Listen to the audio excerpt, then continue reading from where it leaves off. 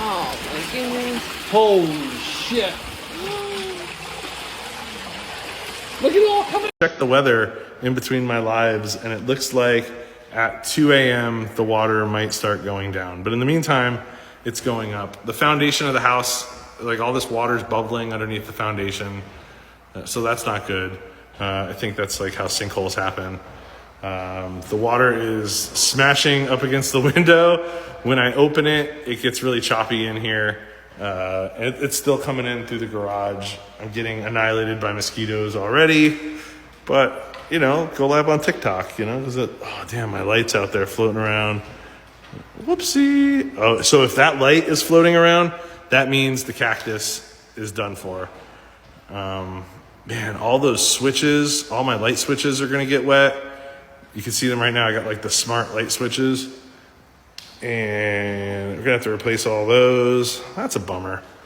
Oh well, it's a bummer. Hi, welcome to This African Perspective. Thank you so much for stopping by. The hurricane that is already hitting Florida. The issue is a lot of people needed to evacuate because they've been saying they should evacuate, and I've made a video on this. So this is like a second part. There's a lot of price surging of stuff. They've been raising the prices up for almost everything. When people want to take flights, the price is way too much with gas and every other thing. So most people are saying, oh, everybody should evacuate and get out of there. But to be honest, like some people cannot evacuate, not because like they are refusing to go or leave. They would leave if they have the opportunity. Then the highway is just packed up and filled. So as dangerous as it is right now, a lot of people have chosen to stay just so they can chase TikTok clout. Because of course, in a situation like this, when you're posting videos and giving updates about it, people would definitely tune in and they'll be so interested because they want to see what is happening there.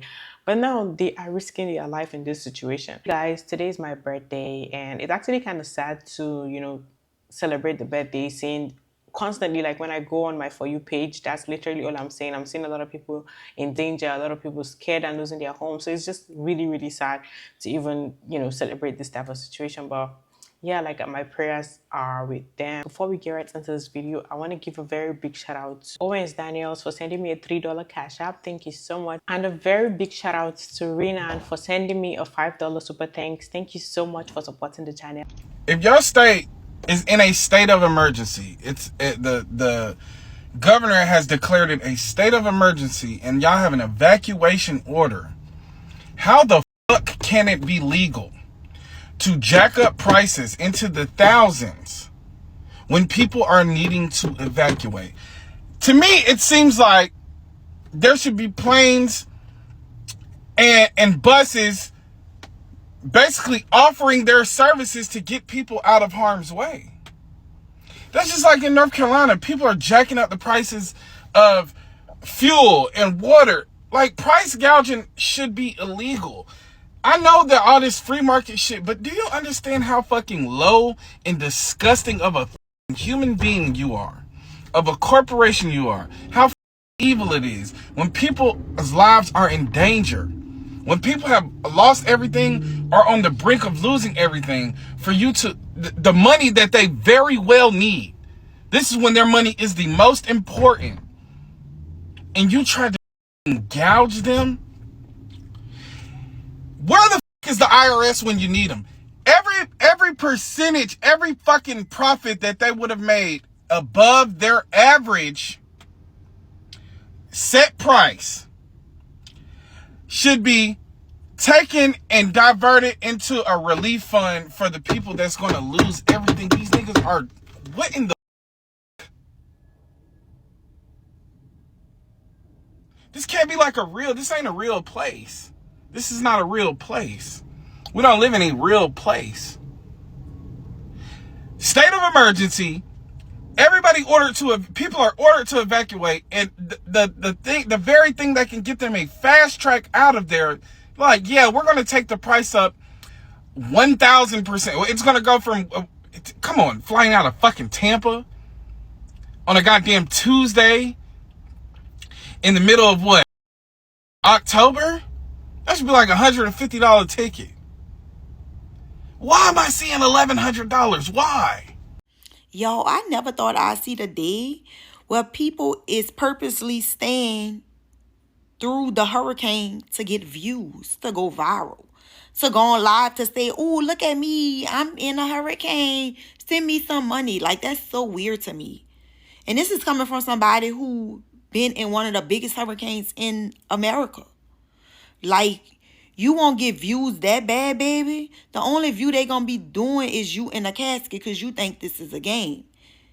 Like, I understand, and I feel so bad for the people who really can't leave because everybody not able just to get up and go. But for the people who stand just for views and just to go viral, that is so weird. Like, the internet is that important that you gonna risk your life, risk your safety for some views, that you gonna get the views and weeks later, months later, people gonna forget about you. Like, come on now. Like, the internet was never that serious.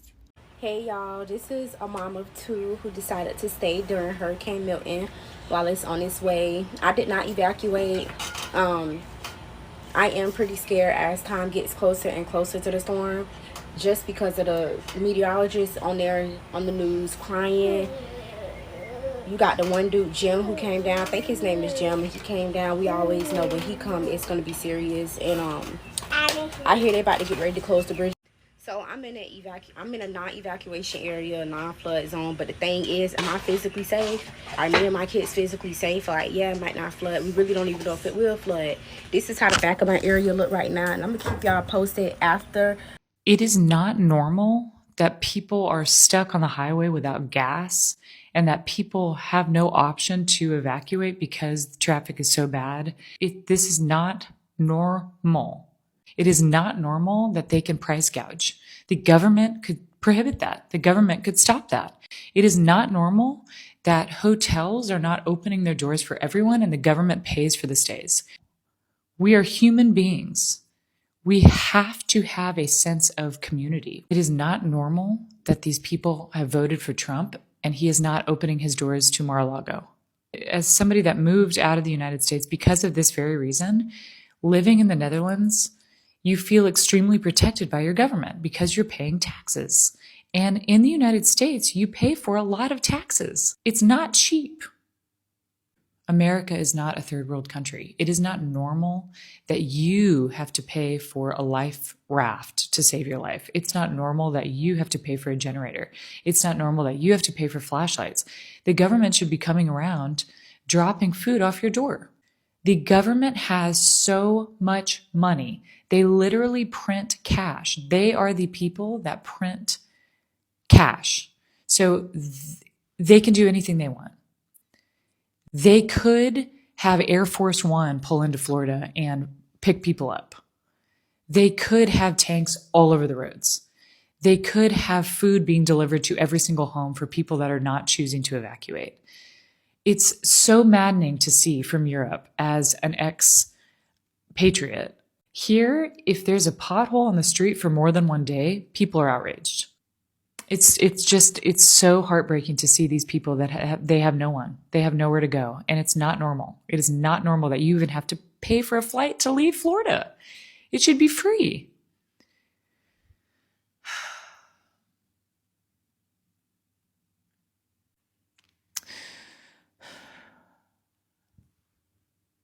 People in Florida are playing with their lives to try to have a TikTok moment. The world is ending. I saw somebody water to the brim of his house almost. He's floating above it in a canoe saying, yeah, we're not evacuating. I can't leave it. I can't leave it. Yep. We're going to give a TikTok update. Are you dumb? Then I saw another girl. Yeah, we still got Wi-Fi, y'all. We still got Wi-Fi. We got TikTok. I'm going to just update y'all through this experience. This experience? You might die. What do you mean? Then I saw a girl. She said, we're just going to board up the house. We're just going to board up. You have a family of 4. If police went through my neighborhood with intercom saying, you will die if you stay here, I'm in Japan by sunset. I'm in Europe. I don't know where I'm at, but I'm nowhere near. Last night, I made a video sitting in this exact spot saying that I felt wholeheartedly in my chest that something bad was about to happen. And then I'm scrolling on this app tonight. I'm scrolling on this app tonight, and I literally come across a video where a woman posted that she saw a comment that a family was standing on the side of the road in Florida with a baby in a carrier and a little kid no more than 3 feet tall with a sign that said, "Please take our kids. We can't afford gas. Please take our kids to safety." Can you imagine having to choose to beg a stranger to take your child, not knowing if you would ever see them again? And then I saw another video of another mom saying, "I'm buying Halloween costumes for my children," while there's a mom in Florida writing on her child's chest with permanent marker that child's name and birthday in case they have to identify their body. Y'all, the spirit around this storm is so heavy and it's so scary. And as a mom, I cannot imagine being put in that position. This storm is so scary. My spirit is so heavy, and I just pray that every mama and every daddy and every grandma and every child and every aunt and every uncle and everyone's family just makes it through this. Pray for Florida, y'all. I know this is like the least of their worries when like a big hurricane is happening, but like, where do those cars go at the dealerships? Like, where they put them cars at? Do they just leave them in the lot? Let them get washed away by the water? That's a lot of money. I know it's like really small because it's not human life, but still, that's a lot of money. Does the government give them a little tax cut or something? For what happened? That's a lot of money. And like, what about the animals in the zoo? They just leave them there? They pack them up? I know they say pack up your animals and your pets and, move them upward and inland and stuff, but like, you don't ever hear nobody saying, "Oh, we packing up the zoo. We gonna move these animals." I mean, they probably do because they care about animals more than they care about humans, but where do they put them animals? Because you can't just, pack up a zebra, an elephant, and a giraffe and stuff and move them overnight. I mean, maybe, but still, you don't ever hear them say they're doing that. And like, what about the aquarium? Where did them animals go? I mean, they used to water and stuff, but like, is the aquarium like specially protected by hurricanes, the glass and stuff? Because they can't just leave them. That's a different type of water. That's hurricane water. You can't just leave them in there. Because I'd be darned if I look out my window and see a dolphin just flipping and flopping. Like, I'm confused. Where they put the animals at? We're in evacuation zone A, apparently. That's the thing. If I could get out, I would, but where are we going? Everything is booked. There's nowhere to, unless you're hopping on a plane and evacuating your family, where's everybody going? I can't go north. Everything's booked. Where am I taking 6 kids and 4 dogs and 3 adults to? I can't go to a hotel. I can't go to a shelter like that. I would have to book like an Airbnb or something. Because I can't afford to do that. We just have to hunker down. Like, that's literally all we can do. And I just feel like we're sitting ducks now. I have 10 fucking ducklings to worry about.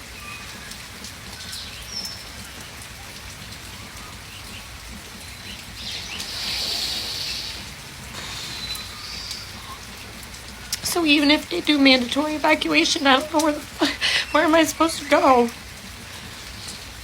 We'll be the first zone to evacuate because we're zone A. They already did mandatory evacuation for the beach. Where am I supposed to go? Unless you put your family on an airplane, which I can't afford to do.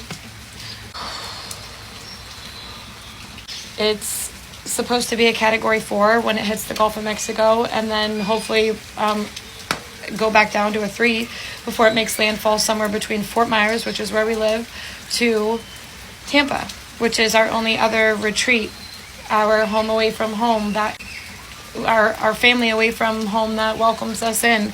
We were there for a whole week for the last hurricane. We can't even go there because that's literally the second location that this hurricane might possibly go. We can't take the chance of being stuck on the road. We don't all even fit in our vehicle. We have a 7-passenger Suburban and we have 8 people, plus my mother-in-law and 4 dogs. And the water came up to our front door. Hopefully that's the worst it gets again. The ground's already pretty saturated, so I feel like we're just sitting ducks. And I get it. Like, usually whenever like people are needing something, like there's a rush for it, there's a desperation for things, prices are usually surged, right? Like, there's an increase in the price because they know you need it, and regardless.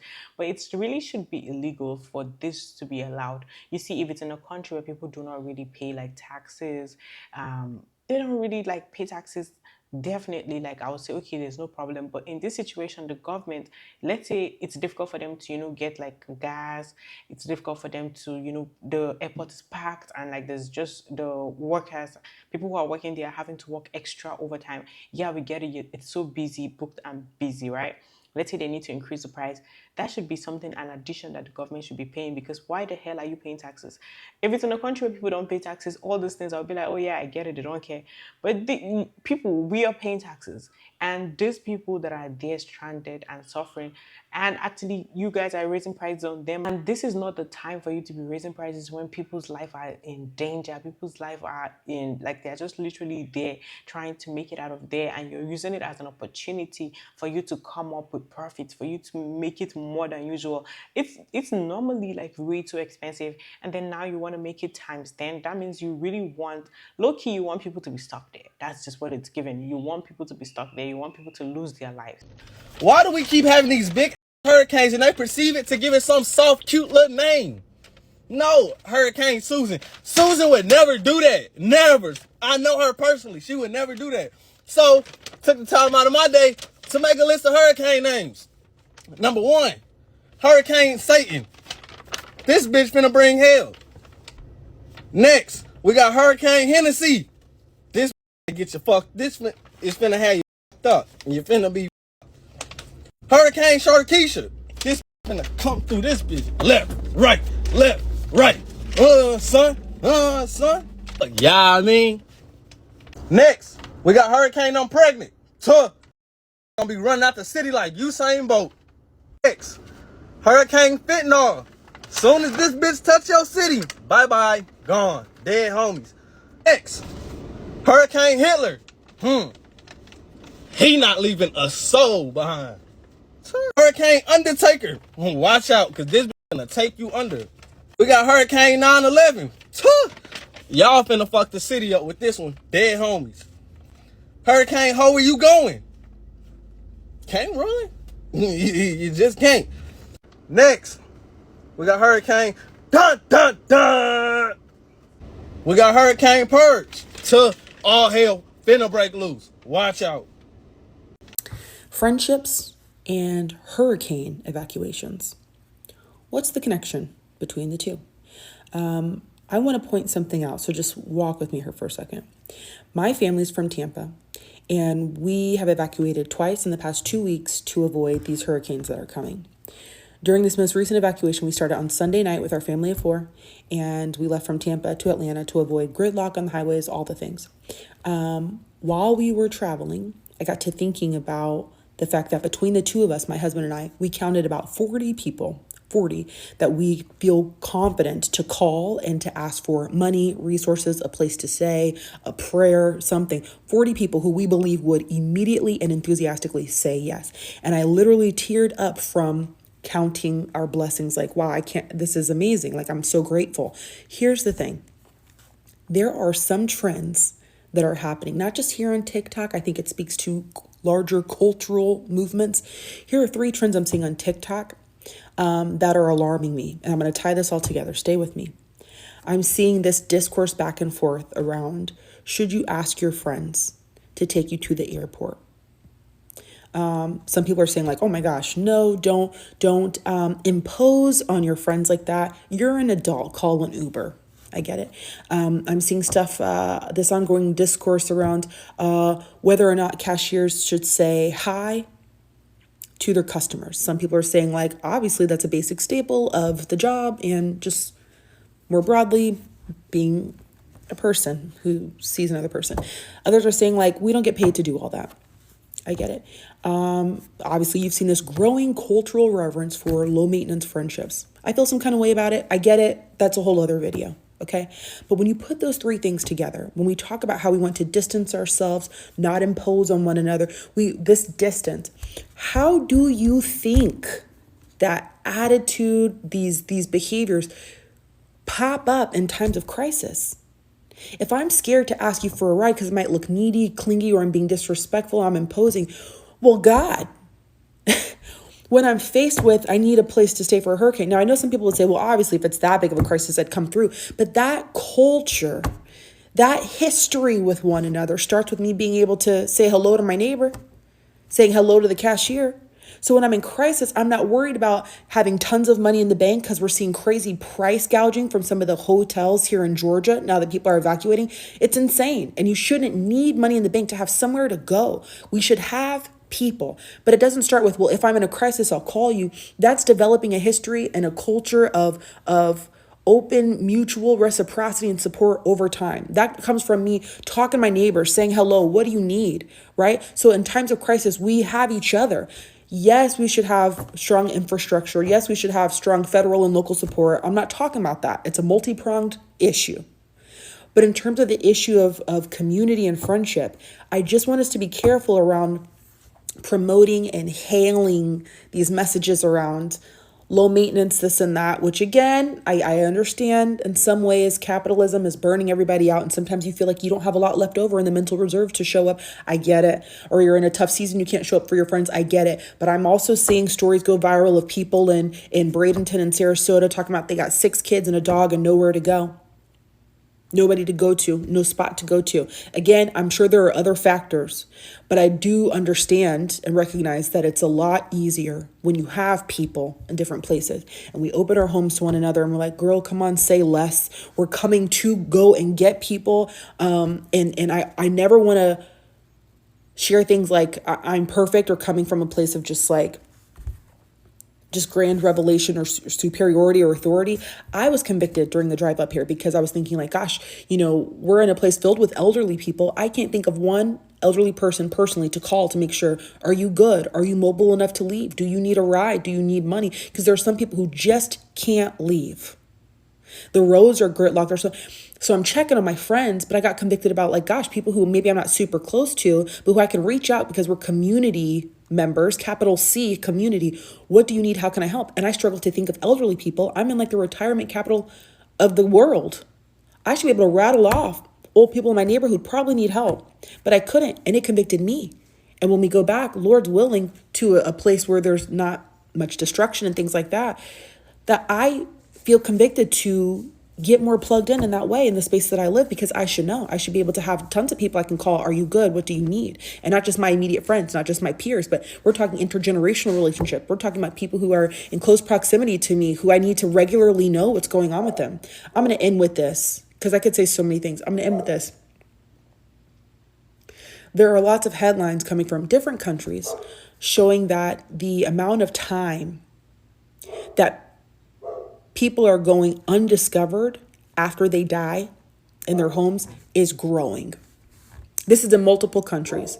Maybe I can make another video about it. I think it speaks to, sorry, that's my aunt's dog. I think it speaks to, again, not being in touch and active in community with one another. So you're able to go long periods of time after you died with your body decomposing because no one knows your patterns. We don't have weekly routines. I don't know to check in on you because I don't know you.